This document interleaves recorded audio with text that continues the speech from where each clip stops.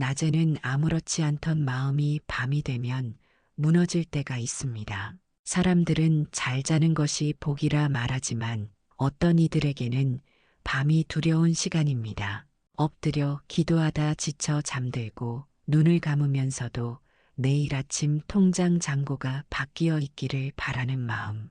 어떻게든 오늘 하루를 넘긴 내가 대견하면서도 초라한 그런 밤을 보내본 적이 있을 것입니다. 새벽 3시 침대에 누워 천장만 바라보며 계산기를 두드려 본 적이 있습니까?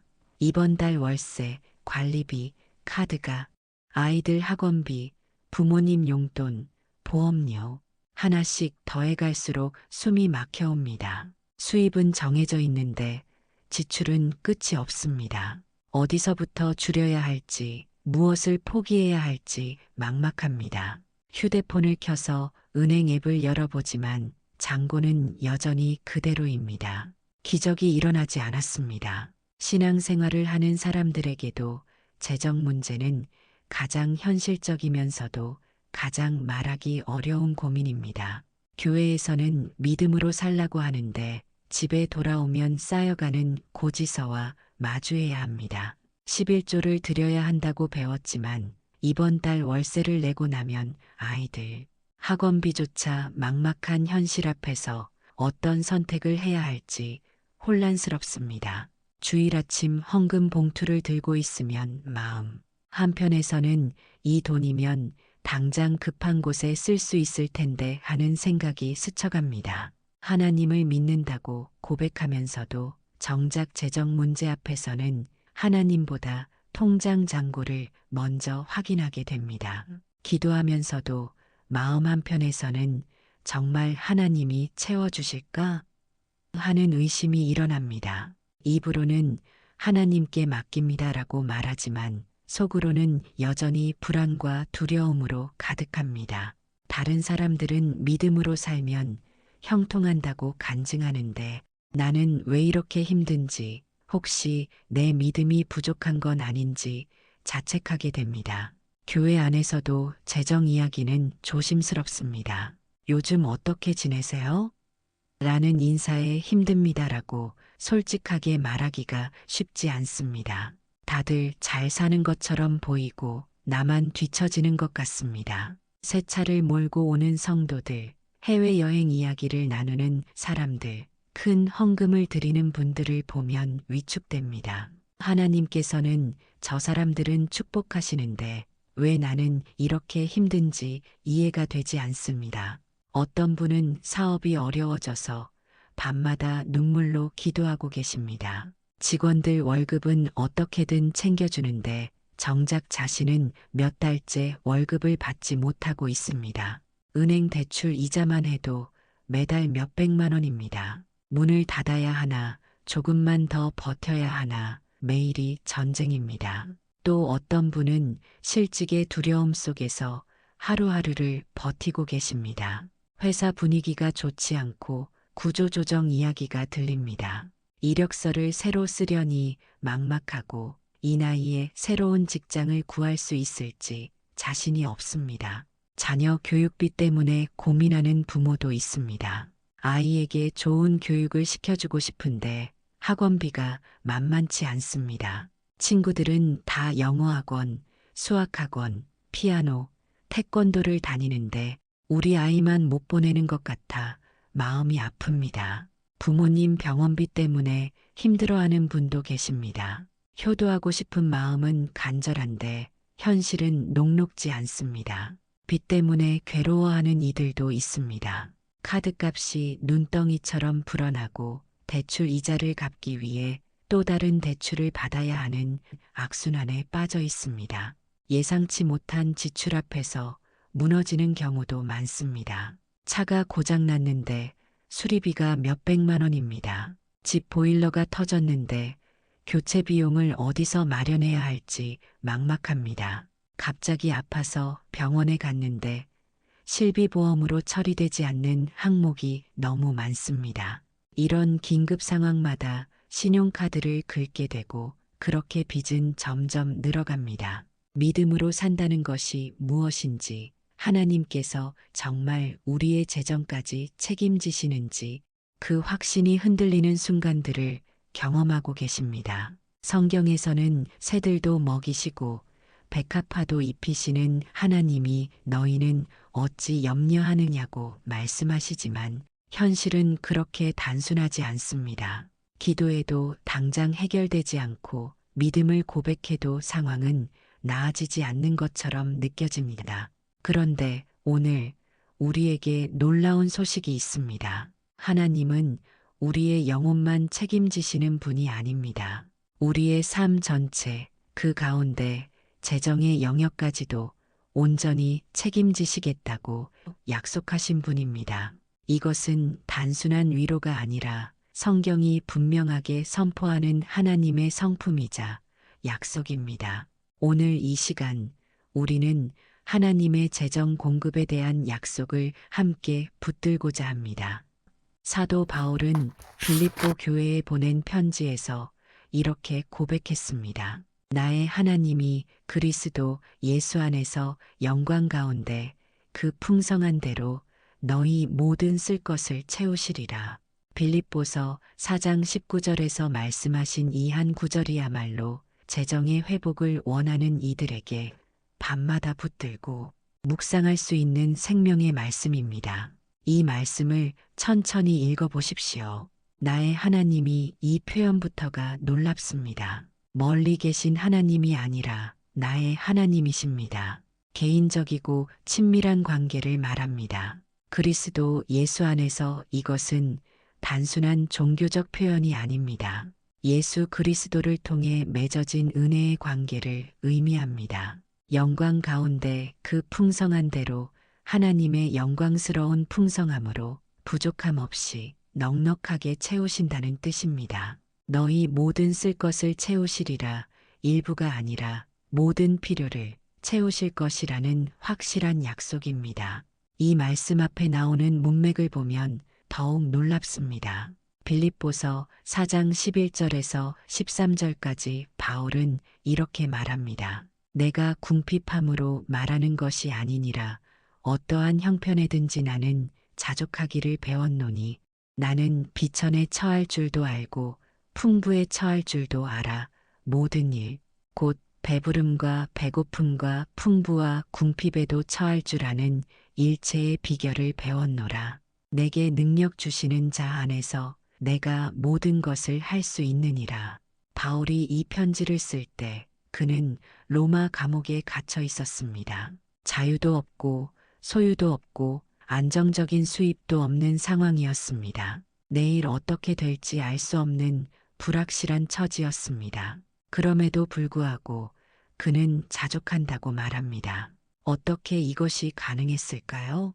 그것은 바로 하나님께서 자신의 모든 필요를 채우신다는 확신이 있었기 때문입니다.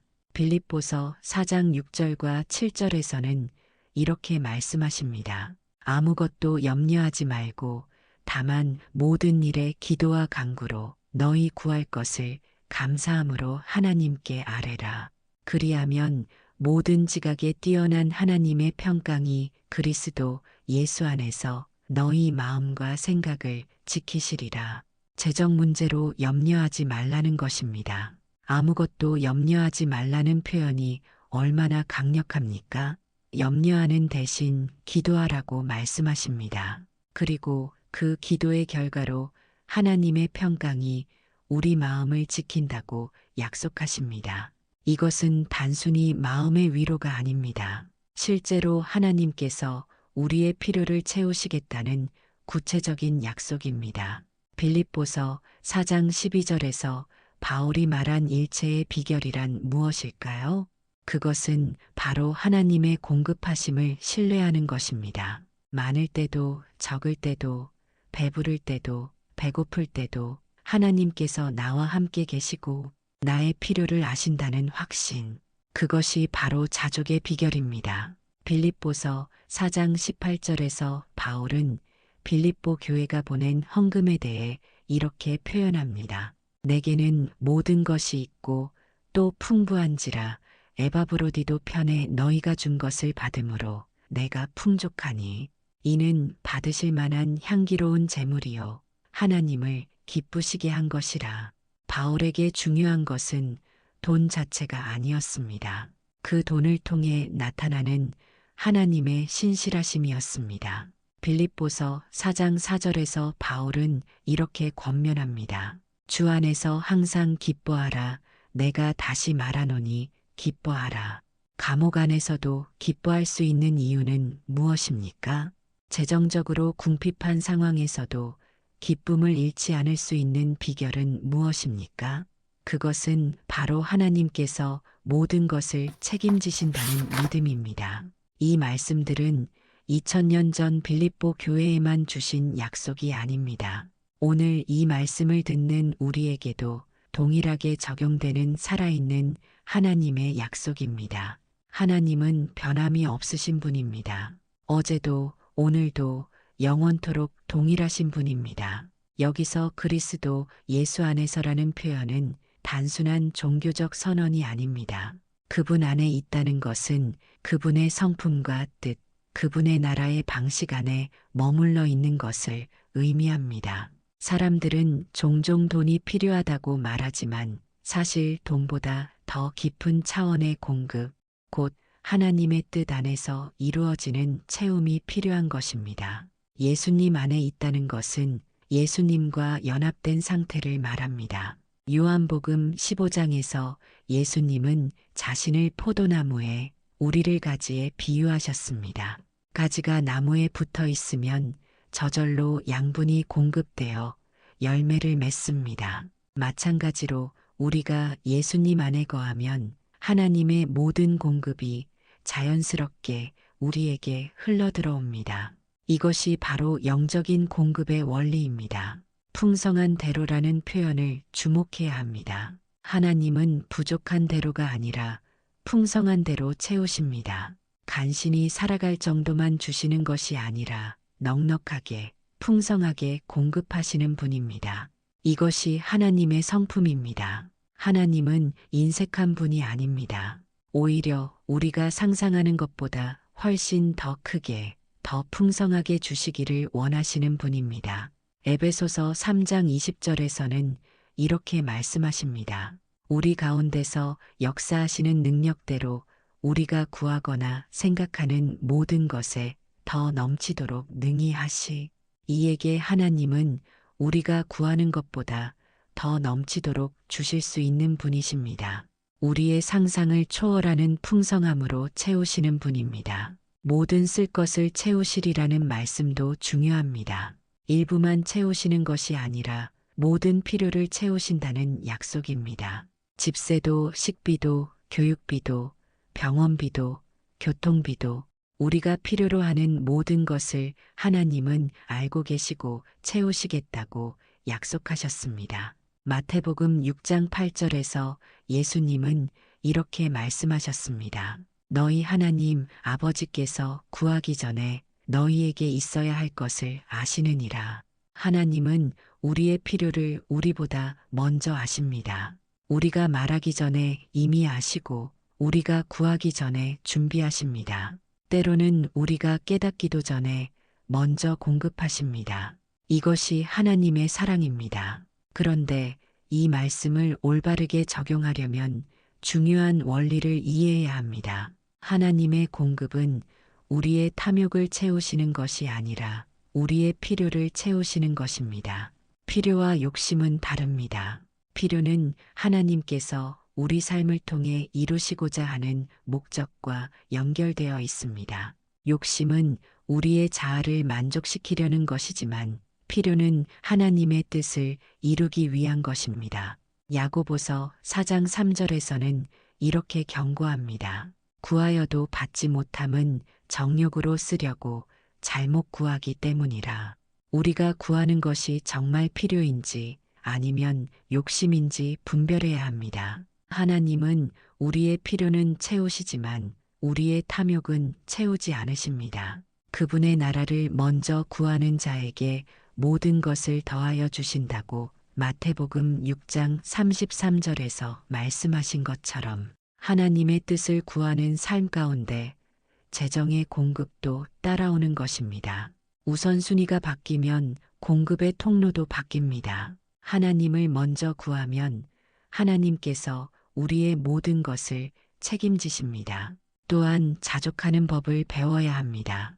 바울이 말한 자족은 무기력한 체념이 아닙니다. 오히려 하나님께서 나의 모든 것을 책임지신다는 확신 가운데서 오는 평안입니다. 많을 때도 적을 때도 하나님께서 나와 함께 계시다는 믿음 안에서 흔들리지 않는 것, 그것이 진정한 자족입니다. 디모데전서 6장 6절에서 8절까지 이렇게 말씀하십니다. 그러나 자족하는 마음이 있으면 경건은 큰 유익이 되느니라. 우리가 세상에 아무것도 가지고 온 것이 없음에 또한 아무것도 가지고 가지 못하리니 우리가 먹을 것과 입을 것이 있은즉 족한 줄로 알 것이니라. 재정의 회복은 단순히 돈이 많아지는 것만을 의미하지 않습니다. 돈에 대한 염려로부터 자유로워지는 것, 하나님께서 공급하신다는 확신 가운데 평안을 누리는 것, 이것이 진정한 재정의 회복입니다. 통장 잔고가 늘어나는 것도 중요하지만 그보다 먼저 마음의 평안이 회복되어야 합니다. 재정적 자유는 돈이 많은 데서 오는 것이 아니라 하나님을 신뢰하는 데서 옵니다. 몇 해 전 저는 한 집사님을 만났습니다. 그분은 작은 자영업을 하고 계셨는데 코로나 사태로 인해 가게 문을 닫아야 할 위기에 처했습니다. 20년 가까이 운영해온 가게였습니다. 단골 손님들도 많았고 그 가게를 통해 두 아이를 키우고 교육시켰습니다. 그런데 갑작스러운 팬데믹으로 손님이 뚝 끊기고 말았습니다. 빚은 쌓여가고 월세는 밀리기 시작했고 두 아이의 학원비를 끊어야 하는 상황까지 왔습니다. 큰아이는 고3이었고 작은아이는 중학생이었습니다. 아이들에게 학원을 그만둬야 한다고 말하는 것이 가장 힘들었다고 하셨습니다. 교회에서 11조를 드려야 하는지 아니면 당장 급한 생활비에 써야 하는지 고민하다가 결국 11조를 멈추게 되었습니다. 그분은 말씀하셨습니다. 목사님, 하나님을 믿는다고 말하면서도 정작 재정 문제 앞에서는 하나님보다 돈을 더 의지하고 있는 제 모습을 발견했습니다. 기도하면서도 마음속으로는 정말 하나님이 도와주실까? 의심했습니다. 밤마다 통장 잔고를 확인하면서 불안에 떨었습니다. 새벽 3시, 4시까지 잠을 못 이루고 계산기만 두드렸습니다.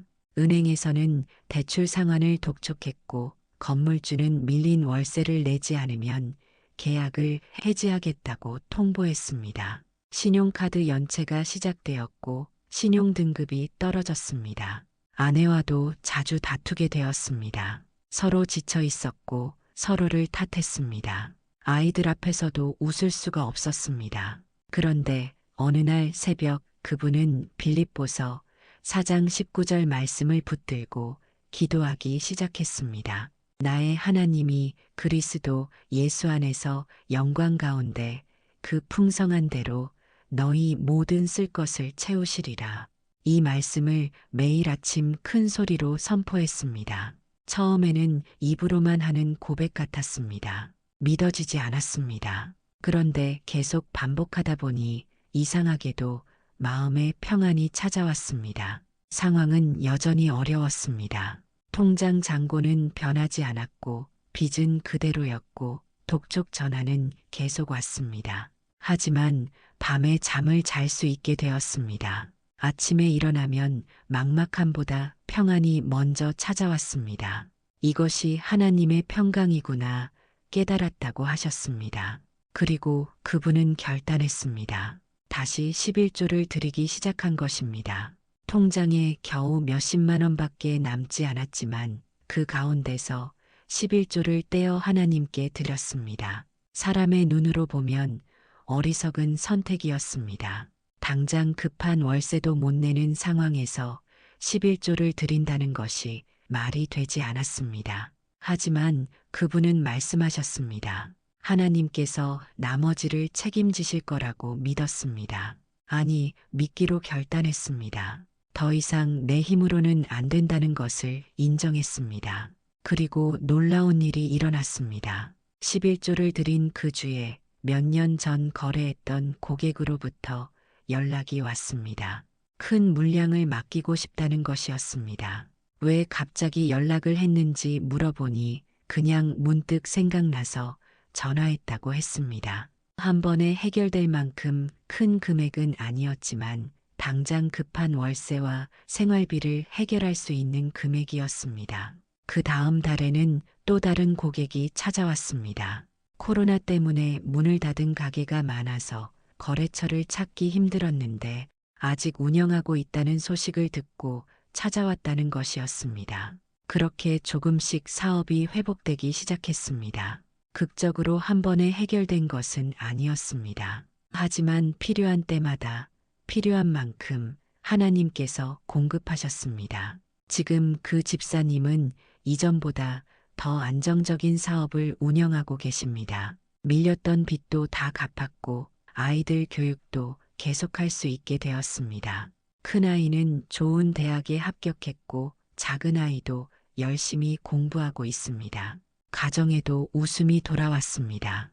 그분은 이렇게 고백하셨습니다. 하나님은 정말로 저의 재정까지 책임지셨습니다. 제가 배운 것은 하나님을 믿는다는 것은 머리로 아는 것이 아니라 실제 삶에서 그분을 의지하는 것이라는 점입니다. 재정이 어려울 때야말로 하나님의 신실하심을 경험할 수 있는 기회였습니다.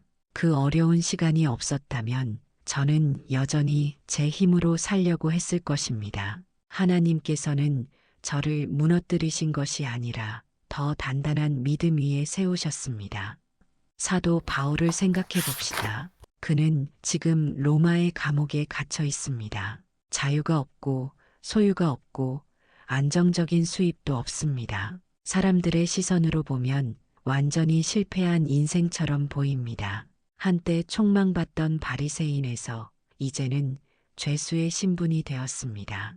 그런데 놀랍게도 바울은 그 감옥 안에서 기쁨과 감사를 노래합니다. 어떻게 이것이 가능할까요? 바울은 젊은 시절 촉망받는 바리새인이었습니다. 사도행전 22장에서 바울은 자신의 배경을 이렇게 소개합니다. 길리기아 다소에서 태어났고 예루살렘에서 가말리엘 문화에서 교육받았습니다. 가말리엘은 당대 최고의 율법 교사였습니다. 빌립보서 3장에서 바울은 자신을 8일 만에 할례를 받았고 이스라엘 족속이요 베냐민 지파요 히브리인 중에 히브리인이요 율법으로는 바리새인이라고 소개합니다.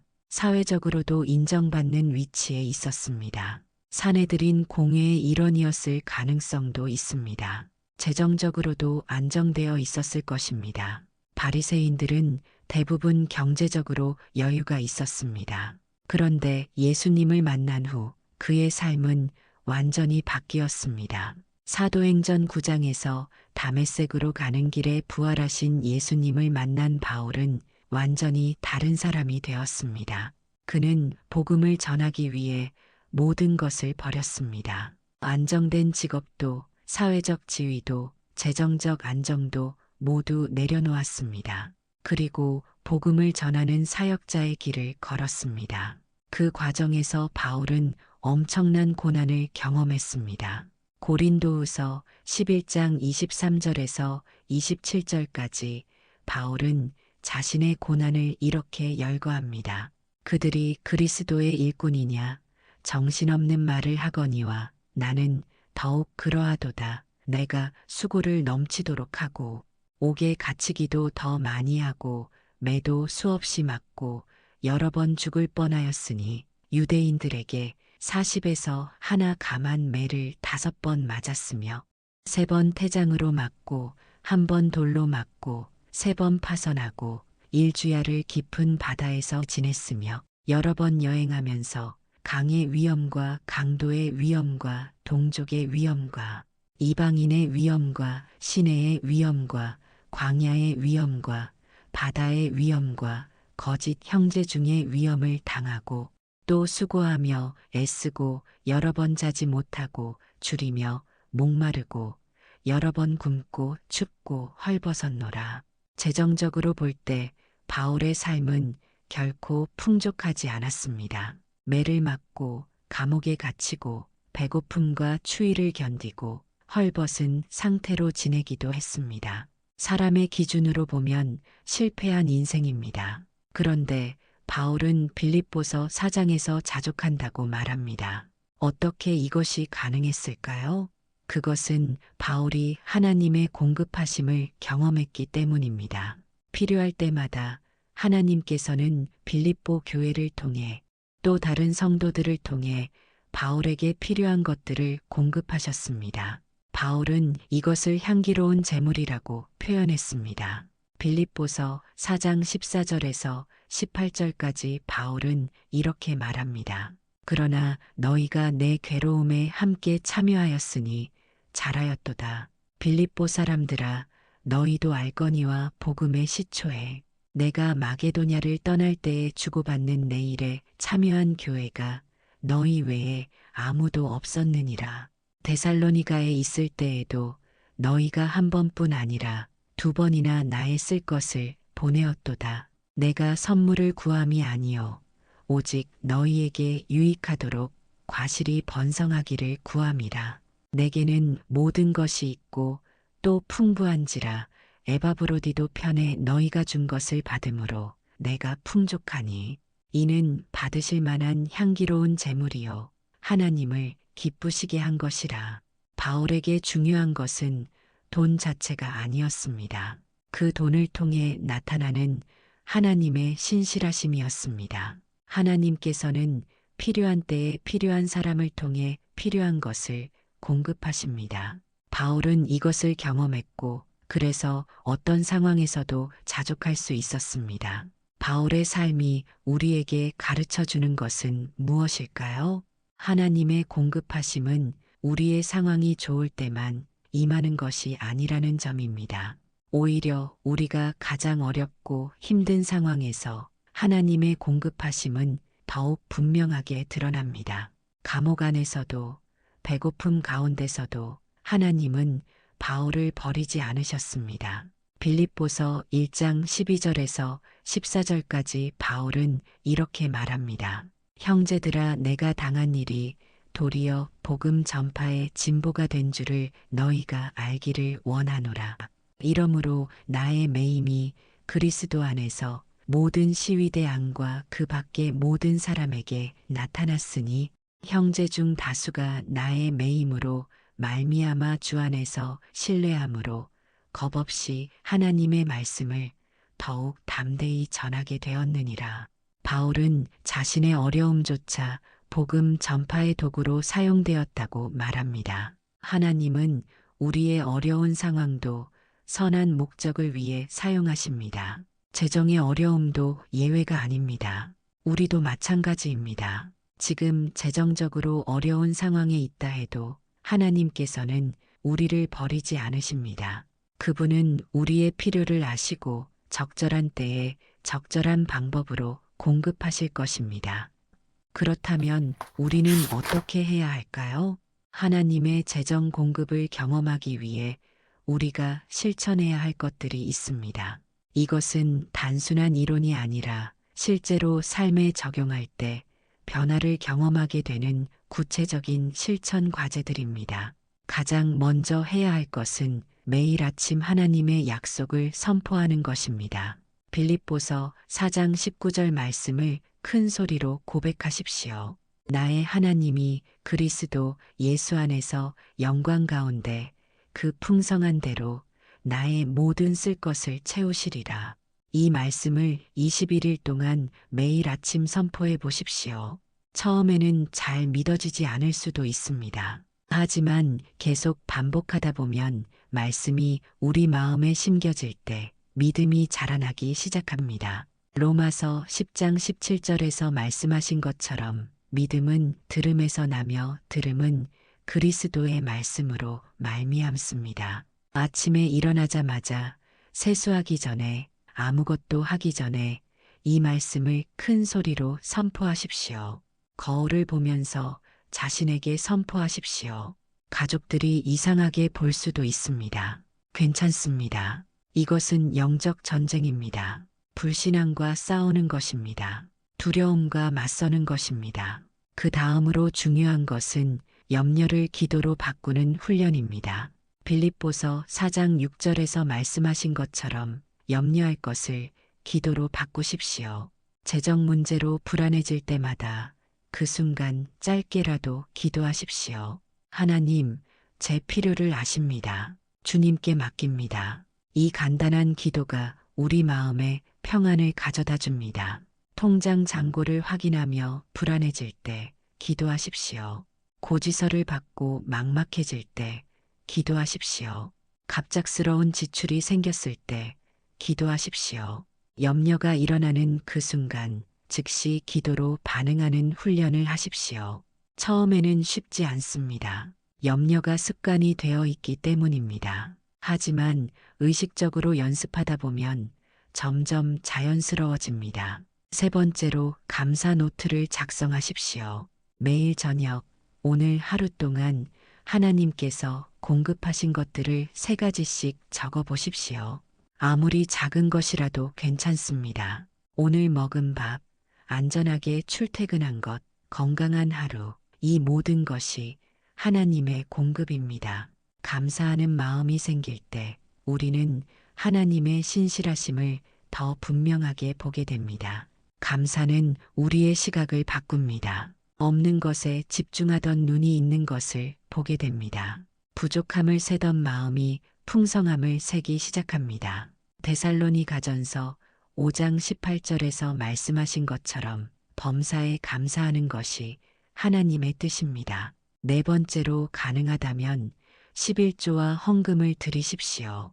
이것은 율법적인 의무가 아니라 하나님을 신뢰한다는 표현입니다. 말라기 3장 10절에서 하나님은 이렇게 말씀하십니다. 너희의 온전한 11조를 창고에 들여 나의 집에 양식이 있게 하고 그것으로 나를 시험하여 내가 하늘 문을 열고 너희에게 복을 쌓을 곳이 없도록 붙지 아니하다 보라. 하나님을 시험하라고 하신 유일한 영역이 11조입니다. 11조는 단순히 돈을 드리는 것이 아닙니다.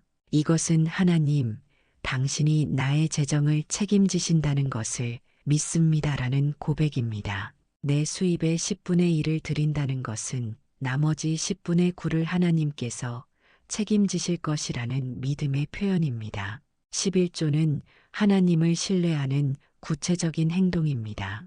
다섯 번째로 재정 계획을 세우되 하나님의 인도하심을 구하십시오.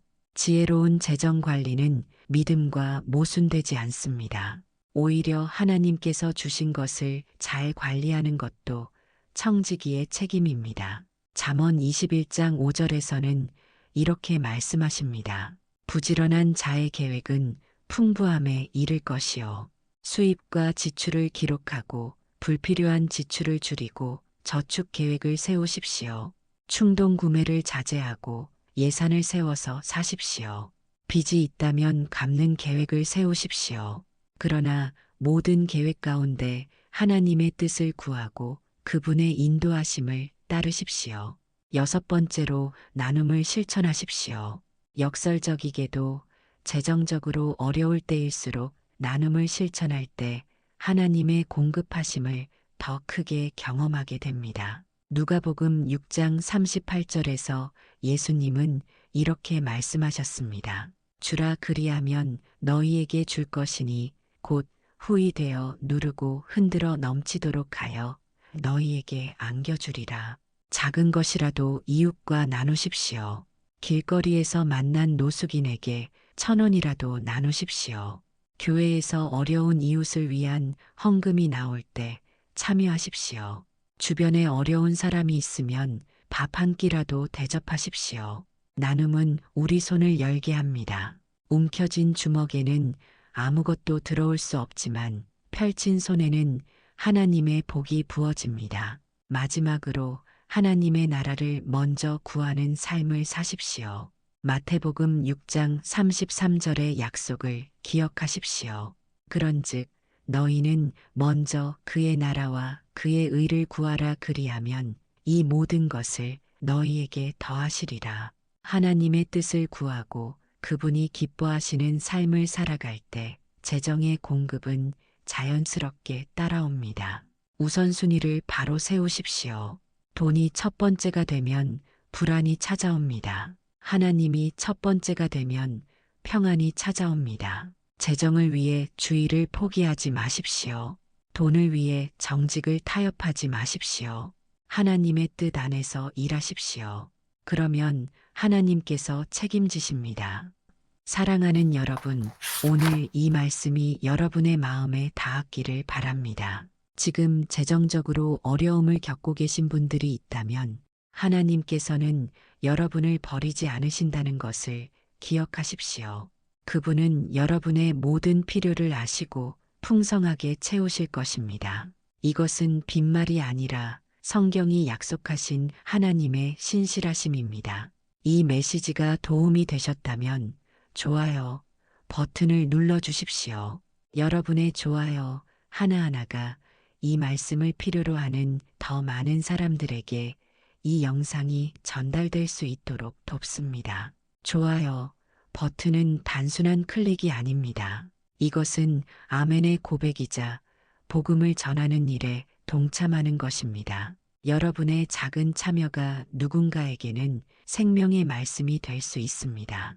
유튜브 알고리즘은 좋아요가 많은 영상을 더 많은 사람들에게 추천합니다. 여러분이 좋아요를 누르는 것은 재정 문제로 힘들어하는 누군가에게 이 영상이 전달되도록 돕는 것입니다. 이것이 바로 21세기의 복음 전파 방식입니다. 여러분의 좋아요가 선교가 됩니다. 그리고 댓글로 여러분의 고백을 나눠주십시오. 21일 말씀 선포 챌린지 참여합니다. 혹은 하나님의 공급하심을 믿습니다라고 댓글을 남겨주세요. 여러분의 고백 하나하나가 같은 어려움을 겪고 있는 다른 분들에게 큰 위로와 격려가 될 것입니다. 우리는 혼자가 아닙니다. 함께 믿음의 여정을 걷는 가족입니다. 댓글 창을 열어보십시오. 이미 많은 분들이 자신의 간증을 나누고 계십니다.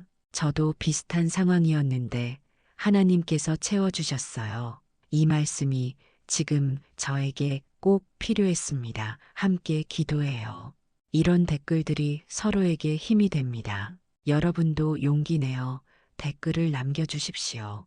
혹시 주변에 재정적인 어려움으로 힘들어하는 분이 계신가요?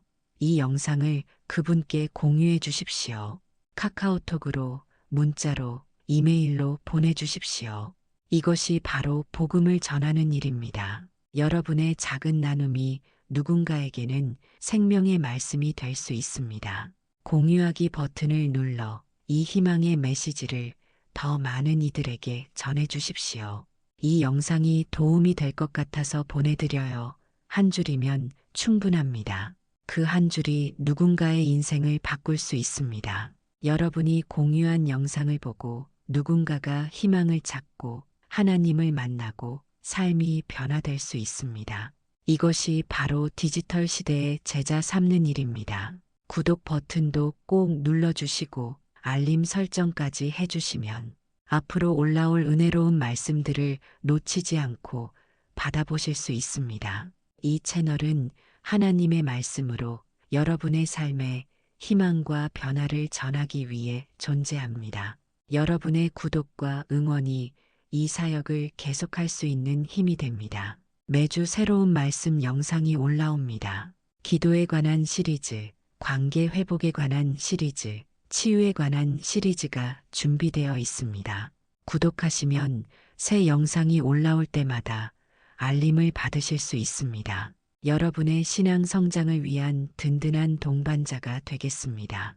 마지막으로 지금 이 순간에도 재정 문제로 잠 못 이루는 분들을 위해 함께 기도해 주십시오. 댓글에 기도 제목을 나눠주시면 저를 포함해 이 채널을 보시는 많은 분들이 함께 기도로 동역할 것입니다. 우리는 서로를 위해 기도하는 믿음의 공동체입니다. 사업 회복을 위해 기도해 주세요. 취업을 위해 기도해 주세요. 빚을 갚을 수 있도록 기도해 주세요. 부담 없이 나눠 주십시오.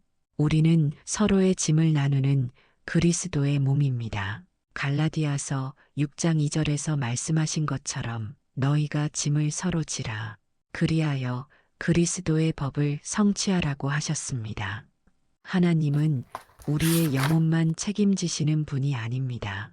우리의 삶 전체, 그 가운데 재정의 영역까지도 온전히 책임지시는 분입니다. 빌립보서 4장 19절의 약속을 다시 한번 기억하십시오. 나의 하나님이 그리스도 예수 안에서 영광 가운데 그 풍성한 대로 너희 모든 쓸 것을 채우시리라. 이 약속은 2000년 전 빌립보 교회에만 주신 약속이 아닙니다. 오늘 이 말씀을 듣는 여러분에게도 동일하게 주신 약속입니다. 하나님은 변함이 없으신 분입니다. 어제도 오늘도 영원토록 동일하신 분입니다. 그분이 바울에게 신실하셨던 것처럼 오늘도 여러분에게 신실하실 것입니다. 히브리서 13장 8절에서 말씀하신 것처럼 예수 그리스도는 어제나 오늘이나 영원토록 동일하십니다. 지금 여러분의 통장 잔고가 얼마인지는 중요하지 않습니다. 하나님의 창고는 비어있지 않습니다. 그분의 풍성함은 무한합니다. 그분은 여러분이 필요로 하는 모든 것을 채우실 수 있는 분이십니다. 그리고 기꺼이 채우기를 원하시는 분이십니다. 시편 50편 10절에서 말씀하신 것처럼 숲속의 짐승들과 천산의 가축이 다 하나님의 것입니다. 은도 하나님의 것이요 금도 하나님의 것입니다. 이제 함께 기도하겠습니다. 마음을 모아주십시오. 하나님 아버지, 재정의 어려움 속에서 제 마음이 얼마나 불안과 의심으로 가득 차 있었는지 고백합니다. 공급하시는 분이 아버지이심을 알면서도 눈에 보이는 것에 더 민감했고 들리지 않는 것에 실망했던 제 믿음을 용서해 주십시오. 하나님보다 돈을 더 의지했던 제 모습을 회개합니다. 통장 잔고를 확인하며 불안해했던 밤들을 고백합니다. 하나님의 약속보다 세상의 현실을 더 믿었던 연약함을 용서해 주십시오. 하나님, 다시 주님 앞에 나와 마음을 드립니다. 제가 가진 모든 것의 주인이 하나님이심을 고백합니다. 제 통장도, 제 사업도, 제 직장도, 제 미래도 모두 주님의 손 안에 있음을 믿습니다. 돈이 저를 지배하지 않게 하시고 말씀과 기도 안에서 평안을 누리는 삶을 살아가게 인도해 주십시오.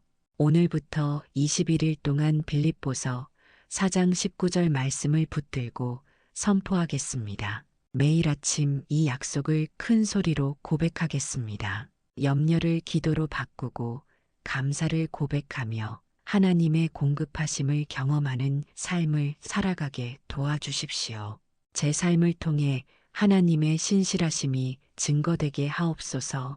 재정 때문에 힘들어하는 모든 성도들에게 오늘 이 말씀이 위로와 소망이 되게 하옵소서. 하나님께서 그들의 모든 필요를 채우시고 풍성한 공급하심을 경험하게 하옵소서. 사업이 어려운 분들에게 새로운 기회를 주시고 실직의 두려움 가운데 있는 분들에게 좋은 직장을 허락하여 주옵소서. 빚으로 고통받는 이들에게 갚을 길을 열어주시고 예상치 못한 지출 앞에서 막막해하는 이들에게 하늘의 공급을 경험하게 하옵소서. 예수님의 이름으로 기도드립니다. 아멘. 하나님의 은혜와 평강이 여러분의 삶과 가정에 충만하시기를 축복합니다. 주님께서 여러분의 모든 필요를 채우시고 풍성한 공급하심으로 여러분을 놀라게 하실 것입니다. 두려워하지 마십시오. 하나님은 여러분과 함께 하십니다. 여러분을 결코 떠나지 않으시고 버리지 않으십니다. 오늘 밤부터 다르게 주무실 수 있기를 바랍니다. 염려 대신 평안으로, 불안 대신 확신으로, 두려움 대신 기대함으로 잠자리에 드시기를 바랍니다.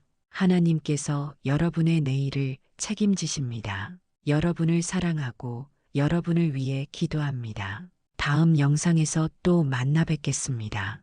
그때까지 하나님의 풍성한 공급하심을 경험하시기를 바랍니다. 하나님의 은혜가 여러분과 함께 하시기를 축복합니다. 샬롬. 지금 필요한 기도 제목이 있으시면 댓글로 나눠주세요.